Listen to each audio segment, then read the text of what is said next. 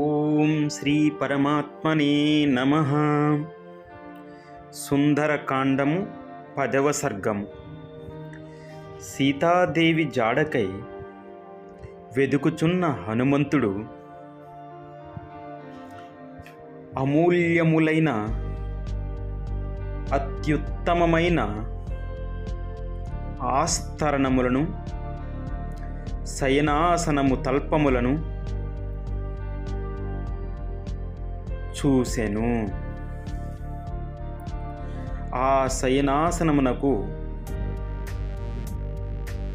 ఊర్ధ్వభాగమున ఒక ఛత్రము గాంచెను. అట్లు భాసిల్లుచున్న తల్పముపై వీరుడైన రావణుని కాంచెను. కర్ణ కుండలములు గలిగి జరీ వస్త్రములను ధరించి ఎర్ర చందన పరిమళ శోభితమై ధగధగ మెరియుచున్న దివ్యాభరణ భూషితుడై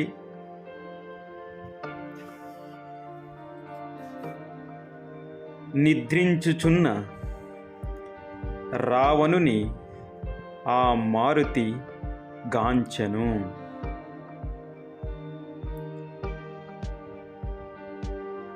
ఏనుగువలే గురక పెట్టుచున్న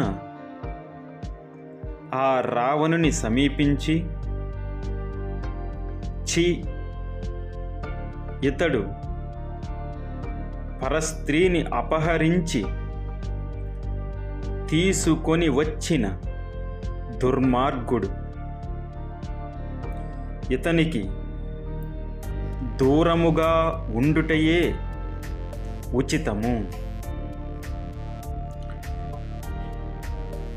ఎడ్ల బండికి 5 మూరల దూరముగా, గుర్రమునకు 10 మూరల దూరముగా, ఏనుగునకు 1000 మూరల దూరముగా, దుష్టునకు వీలైనంత ఎక్కువ దూరముగా ఉండవలనని ప్రతీతి. అందుకని హనుమంతుడు అక్కడి నుండి దూరముగా వెళ్ళెను. హనుమంతుడు దూరము నుండే రావణుని తన భుజములను, బాహువులను, అరచేతులను చూసెను. అతని బాహువులు ఇనుప గుదియవలే, ఏనుగు తొండముల వలె ఉన్నవి.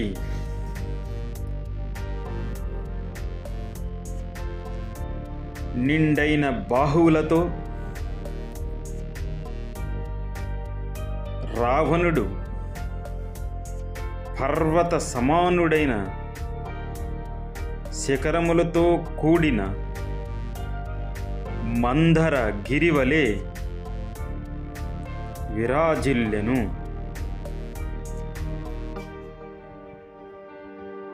హనుమంతుడు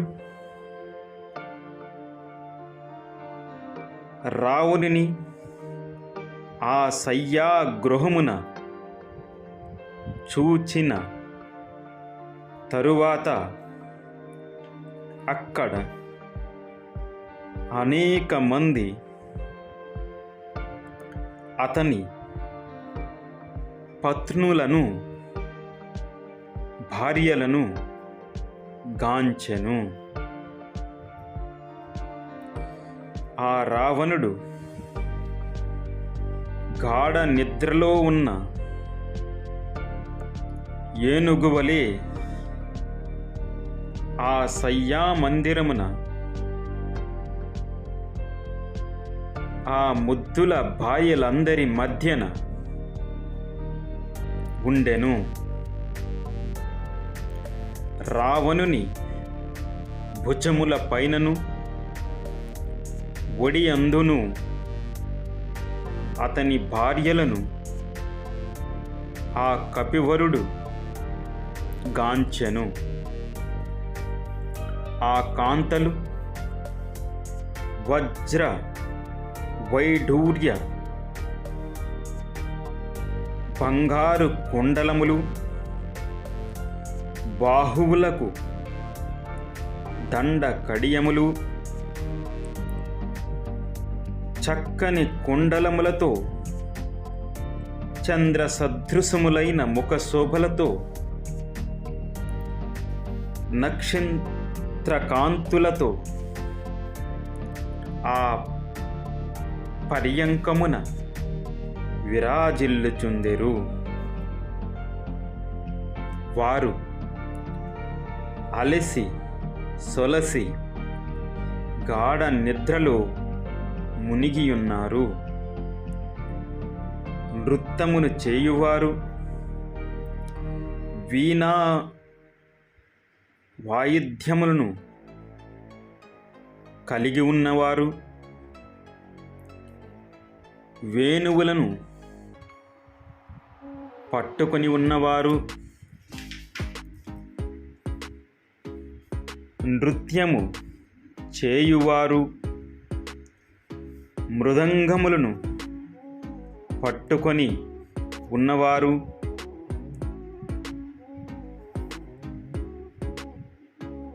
అచట వారి కౌగిళ్ళలోనే ఆ వాయిద్యములు పట్టుకొని ఆ స్త్రీలు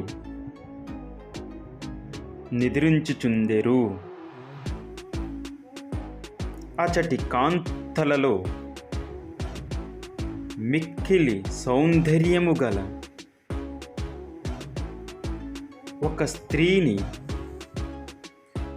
ప్రత్యేకముగా ఏర్పరచబడిన చక్కని శయ్యపై నిద్రించుచుండగా కపివరుడు ఆమెను చూచెను. ఆమె మంచి ముత్యములు పొదిగిన ఆభరణములను ధరించినదై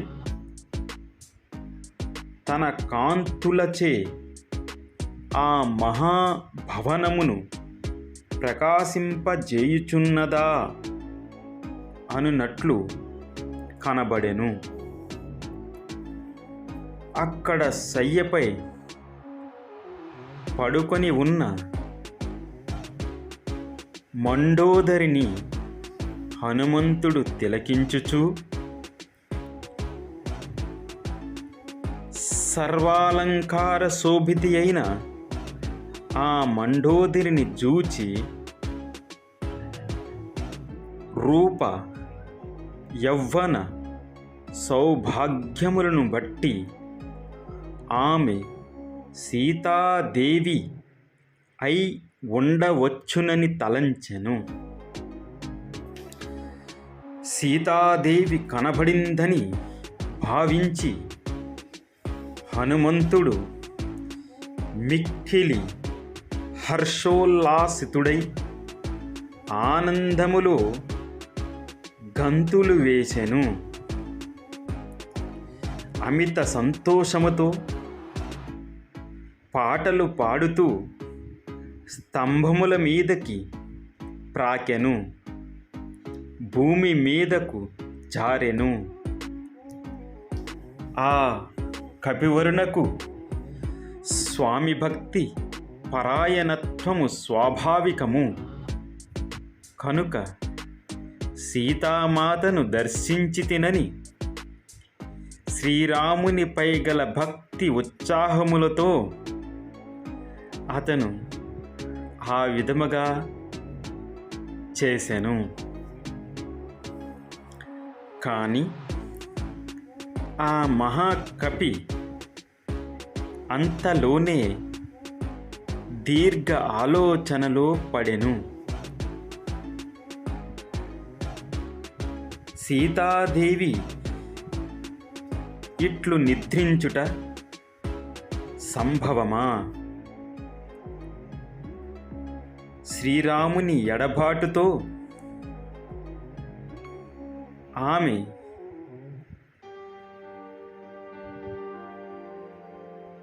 అన్నపానాదులు మాని చింతలో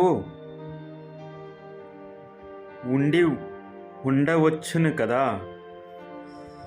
ఇలా ఆభరణములు ధరించి నిద్రించునా అని ఆలోచించెను. పరపురుషుడు ఎంతటి వాడైనను, సురాధిపతియే అయినను ఆమె అతని దరి చేరదు. శ్రీరాముడు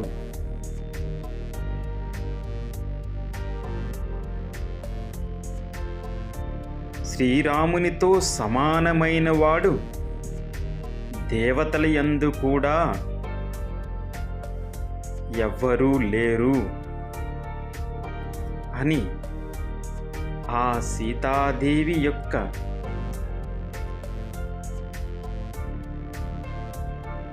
తన హృదయమునందు భక్తి గౌరవప్రదమైన తన ఆలోచనలను మరొక్కసారి జ్ఞప్తికి తెచ్చుకొనెను. ఈమె సీతాదేవి కానే కాదు అని ఆ కపివరుడు నిశ్చయించుకొని సీతా సందర్శనమునకై మరల అన్వేషింపసాగెను. అక్కడ పానభూమి యందు ఆటపాటలతో అలసిపోయిన అనేక మంది స్త్రీలను ఆ వానరుడు గాంచెను.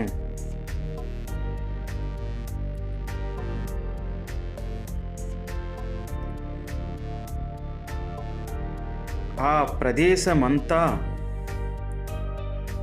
స్త్రీలలో అగ్రశ్రేణికి చెందినవారును, పెక్కుమంది యువతలు గాఢ నిద్రలో ఉండగా హనుమంతుడు చూచెను.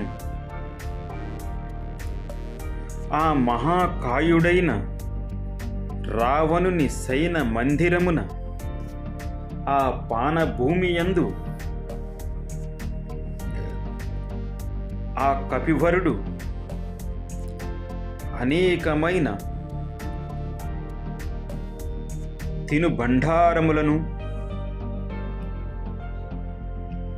పెరుగుతో రుచికరమగు ఆహారములను, జంతువులు, నెమళ్ళు, కోళ్ళు, అడవి పందులు, ఖడ్గమృగములు, ముళ్ళపందులు, లేళ్ళు, జంతువుల మాంస ఖండములను, బాగుగా వండిన కొక్కెర పక్షులు, మత్స్యములు, మేకలు, చకోరములు, మహిషములు మొదలగు మాంసఖండములను సగము భక్షించి వదిలివేయబడిన అనేకములైన భోజ్య వస్తువులను ఆ కపీశ్వరుడు ఆ పానభూమి యందు చూచెను. చల్లా చెదురుగా పడి ఉన్న అమూల్య హారములను, అందెలను, కేయూరములను, వివిధములగు రసపాత్రలను ఆ మారుతి ఆ పానభూమియందు గాంచెను. అనేక విధములైన పూల మాలలతోడను, బంగారు పాత్రలతోడను, స్ఫటిక పాత్రలతోడను ఆ పానభూమి మిక్కిలి శోభించుచుండెను. అనేకమైన గుమగుమలాడు వంటలతోనూ, పానశాలయందు అమర్చబడిన రుచికరమైన తేనెలు, పూదేనెలు, మధ్యమములు, శర్కరలతో ఉన్న అనేక తినుబండారములను మారుతి గాంచెను. అక్కడ మేలైన పాత్రలు, మద్యముతో నిండియున్న బంగారు వెండి పాత్రలు, సగము త్రాగబడినవి, పూర్తిగా త్రాగబడినవి, అనేక భక్ష్యములను, మిగిలిన అన్నములను మారుతి చూచెను. అక్కడ స్త్రీలు నిద్రమత్తులో ఉన్నవారును,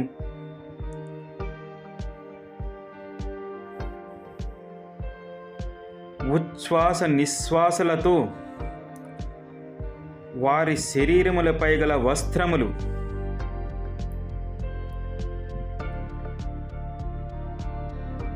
కదిలినట్టుగా చూచెను. అనేక మంది స్త్రీలు బంగారు వన్నెగలవారను, మనోహరములైన ఛాయగలవారను,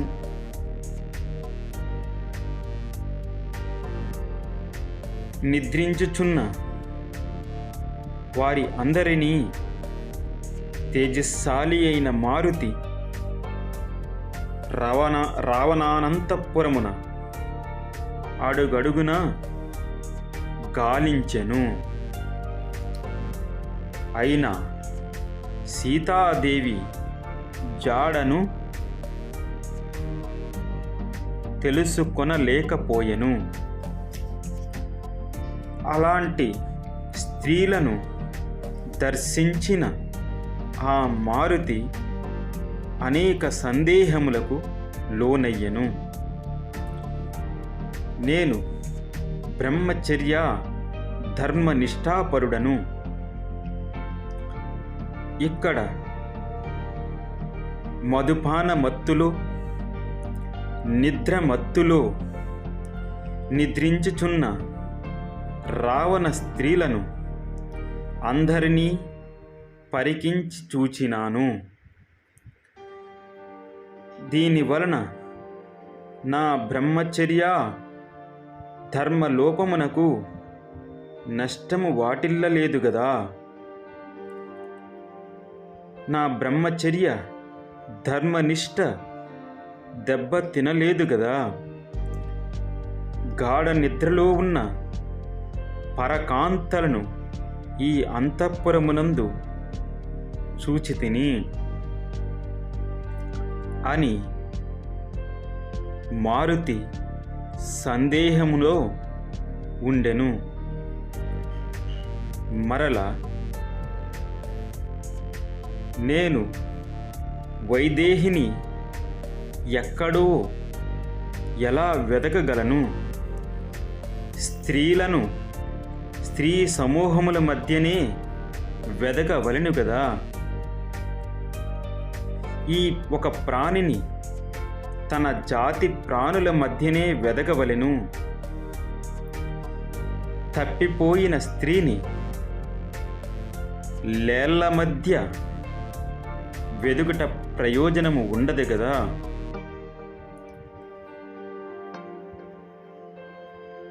నిద్రించుచున్న రావణ స్త్రీలను